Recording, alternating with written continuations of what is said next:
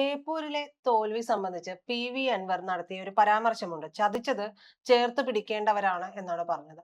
അതിനുശേഷം ഇതിനെ തുടർന്നുള്ള വിവാദങ്ങളാണ്. സത്യത്തിൽ പി.വി. അൻവറിനെ ചതിച്ചത് ആരാ? അല്ല, ഇത് പി.വി. അൻവറിനെ ചതിച്ചതാണ്, മനഃപൂർവ്വം വോട്ടുകൾ കുറച്ചതാണെന്നൊക്കെയുള്ള ആരോപണമൊക്കെ നമ്മൾ നേരത്തെ കേട്ടിരുന്നു. പക്ഷെ ഈ പ്രശ്നം ഇപ്പൊ തുടങ്ങി വെക്കേണ്ട ഒരു ആവശ്യമില്ലായിരുന്നു. ഇത് വീണ്ടും അനവസരത്തിൽ തുടങ്ങി. അനവസരത്തിൽ പറഞ്ഞൊരു ഡയലോഗായി പോയി എന്നുള്ളതാണ്. അത് പക്ഷേ നമ്മൾ അങ്ങനെ പറയുമ്പോഴും ഇത് ആദ്യമായി പറഞ്ഞത് DCC പ്രസിഡന്റ് പ്രവീൺ കുമാറാണ്. അപ്പൊ പ്രവീൺ കുമാറിനും ഒരു ന്യായമുണ്ട്. പ്രവീൺ കുമാർ, ഞാനിപ്പോ രണ്ടു വള്ളത്തിൽ കാലഘട്ടമല്ല, പക്ഷെ സ്ഥിതി അതാണ്. പ്രവീൺ കുമാറിനുള്ള ഒരു ന്യായം, പ്രവീൺ കുമാർ പറയുന്നത്, അദ്ദേഹം എനിക്ക് പരിചയമുള്ള ആളാണ് ഇവരെല്ലാവരും. അപ്പൊ അവര് പറയുന്ന ഒരു കാര്യം എന്ന് പറഞ്ഞാൽ, അദ്ദേഹത്തിന്റെ DC പ്രസിഡന്റാണ്, വളരെ ആക്റ്റീവായിട്ടുള്ള ഒരു DC പ്രസിഡന്റാണ്. അപ്പൊ പുള്ളി അവിടെ നിന്ന് ഒരു താഴെ നിന്ന് കിട്ടിയിട്ടുള്ള ഒരു ഫീഡ്ബാക്ക് ഞാൻ ഒരു യോഗത്തിൽ പറഞ്ഞതാണെന്നാണ്. പക്ഷെ യോഗത്തിൽ പറയാന്ന് പറഞ്ഞാൽ അത് കോൺഗ്രസിന്റെ യോഗമാണെന്നുള്ളത് പ്രവീൺ കുമാർ മനസ്സിലാക്കണം. കാരണം എപ്പോ വേണമെങ്കിലും അത് ചോരും. അല്ലാതെ പുള്ളി ആ സംഭാഷണത്തിൽ തന്നെ പറയുന്നുണ്ട്, ഇത് മറ്റേ വിവാദം വെക്കാൻ വേണ്ടിയൊന്നും അല്ല എന്നുള്ളത്. പുള്ളി പറയുന്ന ഒരു വാചകം എന്ന് പറഞ്ഞാൽ, ഈ കോണി ചിഹ്നത്തിലോ അല്ലെങ്കിൽ മറ്റേ കൈപ്പത്തിയിലോ മത്സരിച്ചാൽ അവിടെ നിന്ന് പോലും ജയിക്കുമായിരുന്നു. അപ്പൊ 13 ഔട്ട് ഓഫ് 13 എന്നുള്ളതാണ് പറഞ്ഞിരുന്നത്. മുസ്ലിം ലീഗിന്റെ 2 നേതാക്കൾ, ഒന്ന് നമ്മുടെ റസാഖ് മാസ്റ്റർ MLA ആണ്, ഓക്കെ, അദ്ദേഹവും അതുപോലെ TT ഇസ്മായിൽ, ഇവർ രണ്ടുപേരും കൂടി വന്നപ്പോൾ അവരോടും പറഞ്ഞു 13-13 എന്ന് പറഞ്ഞു. അപ്പൊ അവരും പറഞ്ഞു 13-13 നമ്മളിപ്പോ ജയിക്കും എന്ന് പറഞ്ഞു. അപ്പൊ ഞാൻ ഇംഗ്ലീഷിൽ പറഞ്ഞു, അവർ മലയാളത്തിൽ പറഞ്ഞു എന്നൊക്കെ പറഞ്ഞു. പുള്ളി ഒരു പ്രസംഗം അവിടേക്ക് വേണ്ടി മാത്രം നടത്തിയാണ് എന്നാണ് ഞാൻ വിചാരിക്കുന്നത്. പക്ഷെ അത് പുറത്തേക്ക് വരികയും വലിയ വിവാദമാവുകയും ചെയ്തപ്പോഴാണ് താങ്കൾ പറഞ്ഞ പോസിറ്റീവായിട്ട് പി.വി. അൻവർ വരുന്നത്. അദ്ദേഹം വരുന്നത്. അദ്ദേഹം സത്യത്തിൽ ഇപ്പൊ ഇവിടെ ഇല്ല. എനിക്ക് വന്നിട്ട് എന്തായിരിക്കും പറയാന്നുള്ളത് നമ്മള് കാതോർത്തിരിക്കണം. അപ്പൊ അദ്ദേഹത്തിന് ഇല്ല. അപ്പൊ അദ്ദേഹം പറയുന്നത് ഇത് നേരത്തെ ചതിച്ചതാരാണെന്ന് മനസ്സിലായതാണ്. ഇനി അതിൽ ചില കാരണങ്ങളുണ്ട് കേട്ടാ. ഒരു കാര്യം എന്ന് പറഞ്ഞിട്ടുണ്ടെങ്കിൽ, ഈ ബേപ്പൂരിൽ ഇപ്പോ നമുക്കറിയാം, അവിടെ ചില ഏരിയകളിൽ, അതായത് രാമനാട്ടുകര, ഫറൂഖ്, ഈ ഏരിയകളിൽ വലിയ ഭൂരിപക്ഷം ഇവർക്ക് കിട്ടേണ്ടതാണ്. വലിയ ഭൂരിപക്ഷം അല്ലെങ്കിലും കുഴപ്പമില്ലാത്ത ഭൂരിപക്ഷം ഈ UDFന് കിട്ടേണ്ടതാണ്. അവിടെയൊക്കെ അവര് പ്രാദേശിക ഭരണകൂടങ്ങളൊക്കെ അവരുടേതാണ്. പക്ഷെ അവിടെ കിട്ടിയത് 140-200 താഴെയൊക്കെ വോട്ടുകളാണ് ഭൂരിപക്ഷം കിട്ടിയത്. അതേസമയം മറ്റേ ഇടത് കോട്ടയായിട്ടുള്ള ബേപ്പൂരിലൊരു 4-5 വാർഡുകളുണ്ട്. എനിക്ക് നന്നായിട്ട് അറിയാവുന്നതാണ് കേട്ടോ അവിടെ. കാരണം ഞാൻ ഈ ലോക്കൽ ബോഡി തെരഞ്ഞെടുപ്പിന് ഞാൻ അവിടെ തന്നെ ഉണ്ടായിരുന്നു, ബേപ്പൂരൊക്കെ. അപ്പൊ ബേപ്പൂരിലുള്ള വാർഡുകളിലൊക്കെ തന്നെ വലിയ നേട്ടം, അതായത് കഴിഞ്ഞ തവണ 18,000-19,000 വോട്ടുകൾ നമ്മുടെ മുഹമ്മദ് റിയാസിന് കിട്ടിയതാണ്. അത് 7,000 ആക്കാനൊക്കെ പുള്ളിക്ക് സാധിച്ചു. എന്ന് പറഞ്ഞാൽ ഒരു 10,000 വോട്ടുകൾ കുറക്കാൻ, 12,000 വോട്ടുകൾ കുറക്കാൻ സാധിച്ചു. പക്ഷെ ആ നേട്ടം മറ്റത് വെച്ച് മറികടക്കുമെന്നാണ് പി.വി. അൻവർ വിചാരിച്ചിരുന്നത്. പി.വി. അൻവറിന്റെ ഇലക്ഷൻ മാനേജ് ചെയ്ത ആളുകളൊക്കെ എനിക്ക് ഭംഗിയായിട്ട് അറിയാം, വിചാരിച്ചിരുന്നത്. പക്ഷെ അവിടെ നിന്ന് ആ നേട്ടം ഉണ്ടായില്ല. ഓക്കെ, അവിടെ നിന്ന് ആ നേട്ടം ഉണ്ടായില്ല എന്ന് പറയുമ്പോൾ അതിന് പിന്നിൽ ഒരുപാട് കാരണങ്ങളുണ്ട്. കാരണം ഇത് ആദ്യമായിട്ട് ഉണ്ടാകുന്ന ഒരു ആരോപണം അല്ല ഇത്. 2021 അവിടെ മത്സരിച്ചത് നമ്മുടെ സുഹൃത്തായിട്ടുള്ള PM നിയാസ് ആണ്. അപ്പൊ PM നിയാസ് അന്നേ പറഞ്ഞിട്ടുണ്ട് ഈ വോട്ട് ചോർച്ച അവിടെ ഉണ്ട്. അതായത് ഒന്നാമത് പിന്നെ ഗ്രൂപ്പിസം ഇല്ലല്ലോ കോൺഗ്രസ്, അറിയാലോ, എല്ലാവരും തമ്മിൽ വലിയ യോജിപ്പാണ് ഒന്ന്. രണ്ടാമത്തത്, ഈ പുറത്തുനിന്ന് വന്ന ആരെങ്കിലുമാണ് ബേപ്പൂരി മത്സരിക്കുന്നത്. അപ്പൊ അവരെങ്ങനെയെങ്കിലും ഇവിടെ നിന്ന് കെട്ടുകെട്ടിച്ചിട്ട് മാത്രമേ അടുത്ത സീറ്റിൽ അവിടെയുള്ള ആളുകൾക്ക് ചിലർക്ക് മത്സരിക്കാൻ പറ്റുള്ളൂ. അപ്പൊ അതുകൊണ്ട് അല്ല, എല്ലായിടത്തും ആ പ്രശ്നമുണ്ട്. കാരണം വെച്ചാൽ ഇപ്പൊ കാരണം ഈ PM നിയാസ് ബേപ്പൂരുകാരനല്ല. അപ്പൊ അദ്ദേഹം അവിടെ ഒന്ന് മത്സരിക്കുന്നു, പിന്നെ അവിടെ നിന്നുള്ള ആരെങ്കിലും മത്സരിക്കാം എന്ന് വിചാരിച്ചിരിക്കുമ്പോഴാണ് ഉടനെ തന്നെ പി.വി. അൻവർ അങ്ങോട്ട് വരുന്നത്. പക്ഷെ അങ്ങനെ വരുമ്പോഴത്തേക്കും പറഞ്ഞാൽ അവിടെ പ്രാദേശികമായിട്ടുള്ള പ്രശ്നങ്ങളുണ്ട്. ആ പ്രശ്നങ്ങളിലൊന്നും കൃത്യമായി ഇടപെടാൻ ചിലപ്പോൾ DCCക്കൊന്നും കഴിഞ്ഞിട്ടുണ്ടാവില്ല.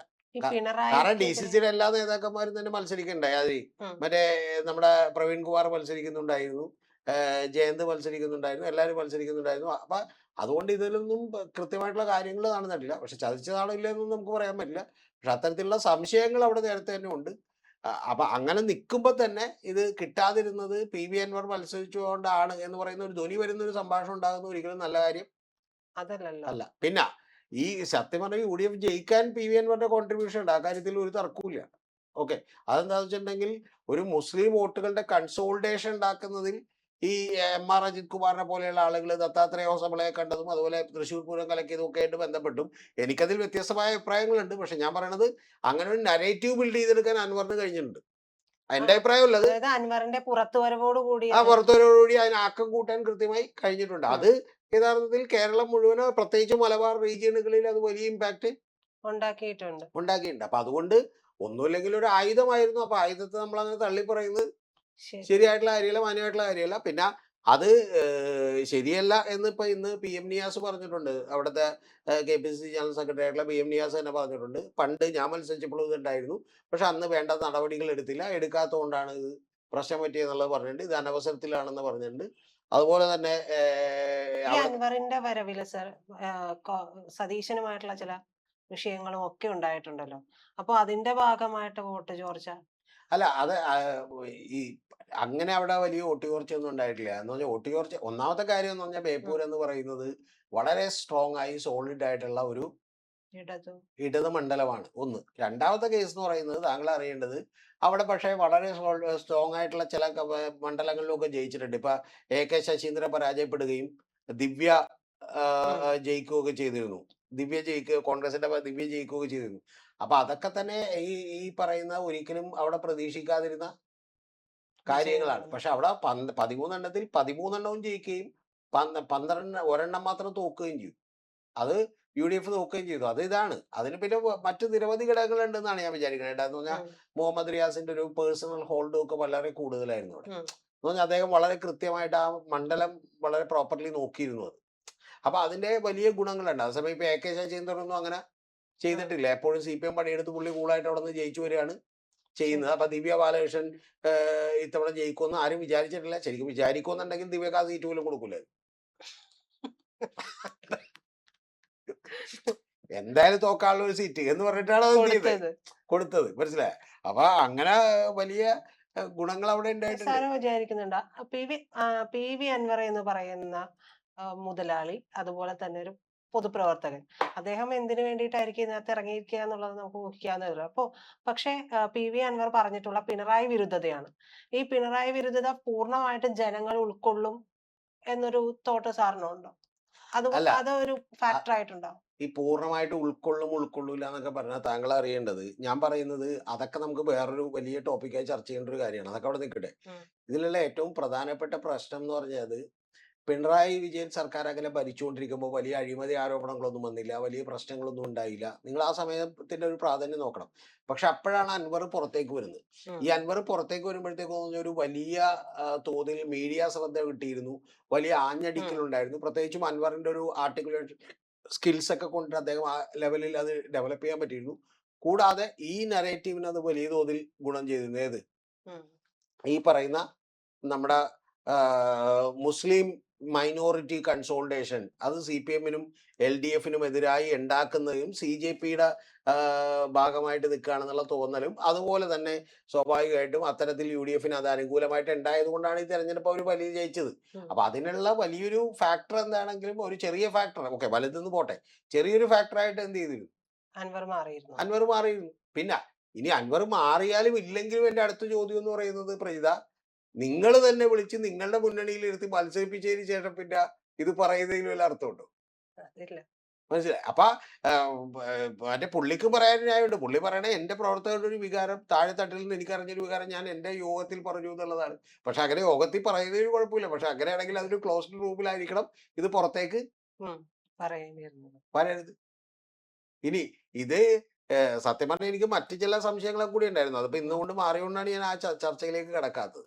ഇതിന്റെ പ്രശ്നം എന്താണെന്ന് വെച്ചിട്ടുണ്ടെങ്കിൽ ഇപ്പൊ സ്വാഭാവികമായിട്ടും ഇനി ഒരു ബോർഡ് ചെയർമാൻഷിപ്പ് സ്ഥാനങ്ങളൊക്കെ വരുന്നുണ്ട്. അപ്പൊ അത് താൽക്കാലികമായിട്ട് ഇനി അൻവറിന് കൊടുക്കാതിരിക്കാനുള്ള ഒരു തന്ത്രവും കൂടി ഇതിന്റെ ഭാഗമായിട്ടുണ്ടോ എന്ന് നമ്മൾ എന്ത് ചെയ്യണം, സംശയിക്കേണ്ടി വരും. പിന്നെ അൻവർ പറയുന്ന ഒരു വാചകം എന്ന് പറഞ്ഞാൽ ഇതേ പ്രവീൺ കുമാറും അതുപോലെ നമ്മുടെ സുഹൃത്തായിട്ടുള്ള ഈ പറഞ്ഞ ജയന്തും ഒക്കെയാണ് നിരന്തരമായി വിളിച്ച് ഇദ്ദേഹത്തെ അവിടെ തന്നെ മത്സരിക്കണമെന്ന് പറഞ്ഞുകൊണ്ടിരുന്നു.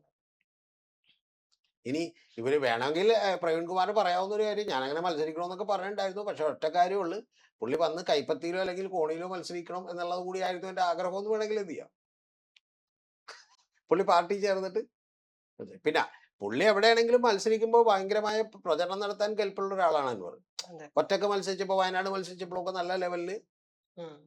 മേടിച്ചിട്ടുണ്ട്. അപ്പൊ ഇതിന്റെ പ്രശ്നം എന്ന് വെച്ചാൽ ഇത്തരത്തിലുള്ള ചില കാര്യങ്ങൾ അത് ഇപ്പൊ ഉയർത്തിക്കൊണ്ട് വരുന്നത് കോൺഗ്രസിനകത്ത് അല്ലെങ്കിൽ തന്നെ പ്രശ്നങ്ങളൊക്കെ ഉണ്ട്. എല്ലാ സ്ഥലത്തും പ്രശ്നങ്ങളുണ്ട്. അതിൽ കോഴിക്കോടും ഉണ്ട്. അപ്പൊ ആ കോഴിക്കോടുള്ള പ്രശ്നങ്ങൾ കുറച്ചുകൂടി വലുതാക്കാനും ഈ പറയുന്ന ഒരു മൈനോറിറ്റി കൺസോളിഡേഷൻ അവർക്ക് അനുകൂലമായി വന്നിട്ടുണ്ടായിരുന്നു. അത് ഇപ്പൊ തന്നെ പകുതി നഷ്ടപ്പെട്ടിട്ടുണ്ട്. ഉം. എന്നാ വെച്ചാൽ ഇപ്പൊ അതിന്റെ കാര്യങ്ങളിലേക്ക് ഞാൻ പോകുന്നില്ല. അതിപ്പോ തന്നെ പകുതി നഷ്ടപ്പെട്ടു. കാരണം PM ശ്രീയില് അതുപോലെ വഖഫിന്റെ നിയമനവുമായി ബന്ധപ്പെട്ട് ഇതുപോലെ ഇന്നിപ്പോ സമസ്തക്കകത്ത് വലിയ ഭിന്നിപ്പ് കിടക്കുകയാണ്. ഇങ്ങനെ നഷ്ടപ്പെട്ടിട്ടുണ്ട്. ആ നഷ്ടപ്പെടുന്നതിനോടൊപ്പം അൻവറിനെ കൂടി എന്ത് ചെയ്യും? ബാധിക്കും. മതി. പിന്നെ എനിക്കിപ്പോഴും മനസ്സിലായിട്ടില്ല വേറെ സീറ്റ് കൊടുക്കാത്തതുകൊണ്ടാണോ എന്നറിയില്ല. അൻവർ എന്തിനാണ് അവിടെ പോയി മത്സരിച്ചതെന്ന് എനിക്ക്. പിന്നെ അൻവർ പറയുന്ന ഒരു കാര്യം കൂടിയുണ്ട്. അതൊക്കെ ഇതിനകത്ത് സംഭവിക്കട്ടെ. നമ്മളിപ്പോ വലിയ അത്ഭുതമായിട്ടൊന്നും കണക്കൂട്ടണ്ട. അൻവർ പറയുന്നത് അവിടെ വിനിശേഷം വന്നപ്പോ ബേപ്പൂര് വന്നപ്പോൾ അൻവർ ഇവിടെ നിന്ന് ജയിക്കുകയാണെങ്കിൽ, ബേപ്പൂര് ഞങ്ങൾ ജയിപ്പിക്കുകയാണെങ്കിൽ ഒരു ബേപ്പൂരുകാർക്ക് ഒരു സമ്മാനം കൊടുക്കുമെന്ന് പറഞ്ഞു. അത് കേട്ടപ്പോഴാണ് ചിലർക്ക് ഈ പ്രശ്നങ്ങൾ ഉണ്ടായത്. കാരണം പിന്നെ അങ്ങനെ വന്നിട്ടുണ്ടെങ്കിൽ കോഴിക്കോട് നിന്നുള്ളൊരു മന്ത്രി എന്ന് പറയുന്നത് അൻവറായി പോകും. മനസ്സിലായി? അപ്പൊ അതൊക്കെ സ്വാഭാവികമായിട്ടും പ്രശ്നങ്ങൾ ഉണ്ടാവും എന്നുള്ളതാണ്. പക്ഷെ ഞാൻ പറഞ്ഞത് ഇത് എന്തും ആയിക്കോട്ടെ. ഇപ്പൊ MK രാഘവൻ പറയുന്നത് പ്രഗത്ഭനായിട്ടുള്ള ഒരു മറ്റേ സ്ഥാനാർത്ഥിയാണ് PV അൻവർ എന്നാണ് പറയുന്നത്. അതൊക്കെ എന്തും ആയിക്കോട്ടെ. ഒരു പഠനം നടത്തിയിട്ട് വേണമായിരുന്നു ഇത് പറയാൻ. അല്ലെങ്കിൽ പുള്ളിയുടെ യോഗത്തിൽ പറയുന്നതിന് നമ്മളാരും എതിരല്ല. പുള്ളിയുടെ പ്രവർത്തകരോട് അവർ സംസാരിക്കുമ്പോൾ അവർ പല കാര്യവും പറയും. പക്ഷെ പറയുമ്പോ പ്രവീൺ കുമാർ ഓർക്കേണ്ട ഒരു കാര്യം, ഇത് കോൺഗ്രസിന്റെ മീറ്റിംഗ് ആണ്. അപ്പൊ തന്നെ പുറത്തു പോകും. പുള്ളി ആ പറയുമ്പോ തന്നെ ഇത് പറയട്ടെ. ഞാൻ വിവാദം ഉണ്ടാക്കാനൊന്നും അല്ല പറയുന്നതെന്ന് പറയുന്നുണ്ട്. പറയും. അപ്പൊ അതൊക്കെ തന്നെ ഒരു വലിയ പ്രധാനപ്പെട്ട വിഷയമാണ്. ആ വിഷയം എന്ന് പറഞ്ഞാൽ ഇരിക്കുന്ന കൊമ്പ് ചെറുതായിട്ടൊന്ന് മുറിക്കുന്നതിന്റെ തുടക്കമാണ്. പിന്നെ അദ്ദേഹത്തിന്റെ രാഷ്ട്രീയ ഭാവിയെ സംബന്ധിച്ച് വലിയ പ്രശ്നങ്ങളുണ്ട്. കാരണം സ്വാഭാവികമായിട്ടും ഇപ്പൊ ബേപ്പൂരിൽ പരാജയപ്പെട്ടൊക്കെ ചെറിയ വോട്ടിനാണ്. വലിയ പോരാട്ടം കാഴ്ചവെക്കാൻ പുള്ളിക്ക് പറ്റിയിരുന്നു. പക്ഷെ ആ പോരാട്ടത്തിനൊപ്പം ഈ ഒരു കാര്യം കൂടി ഫാക്ട് അവിടെ ഉണ്ട്. CPMന്റെ വലിയ വോട്ടുകളിൽ വലിയ കുറവുണ്ടാക്കാൻ പുള്ളിക്ക് സാധിച്ചു. പക്ഷെ കോൺഗ്രസിന്റെയും UDFന്റെയും വോട്ടുകൾ കിട്ടിയിട്ടില്ല. അപ്പൊ അത് ഇനി എന്താ സംഭവിക്കുമെന്ന് കാത്തിരുന്ന് കാണാം. മിക്കവാറും ഏതെങ്കിലും ഒരു ബോർഡ് പ്രസിഡന്റോ അല്ലെങ്കിൽ അത്തരത്തിലുള്ള സ്ഥാനമോ അദ്ദേഹത്തിന് കൊടുക്കേണ്ടതായിരുന്നു. ഇനിയിപ്പോ അത് കൊടുക്കാനോ കൊടുക്കാതിരിക്കാനോ ഉള്ള സാധ്യതകൾ കൂടി 50-50 ആയി മാറിയിട്ടുണ്ട്.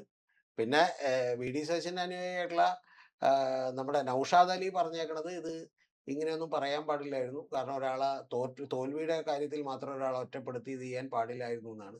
എന്ന് പറഞ്ഞാൽ ഇതിന്റെ ഉള്ളിൽ കോൺഗ്രസിന്റെ ചില ഗ്രൂപ്പിസങ്ങളും കൂടി ഉണ്ടോയെന്ന് നമ്മൾ സംശയിക്കേണ്ട കാര്യം.